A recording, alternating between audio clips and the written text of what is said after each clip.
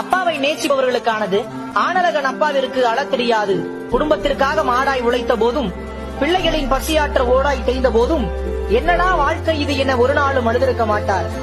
மனைவியை நெஞ்சில் சுமந்து, பிள்ளைகளை தோளில் சுமந்து, குடும்ப பொறுப்புகளை தலையில் சுமந்து, போகும்படி தெரியாமல் விழிவிதிகி நின்ற போதும், தான் கலங்கினால் குடும்பம் உடைந்துவிடும் என கல்லாய் நின்றவர். நாம் அவரை கல்லறவே நினைத்து விட்டோம். அம்மாவிடம் ஒட்டிக்கொள்வோம், அப்பாவிடம் எட்டி நிற்போம். முகம் கொடுத்து பேசிய வார்த்தைகள் சொற்பம் என்போம். ஆனால் தோல்வியில் துவழும் போது பிடித்துக் கொள்ள அப்பாவின் கைகளை தான் முதலில் தேடுவோம். நம்மை அள்ளி அடைத்து முத்தமிட்டதில்லை என்றாலும் தள்ளி என்று உணர்ச்சி வெள்ளத்தில் ததும்பும் ஜீவனது.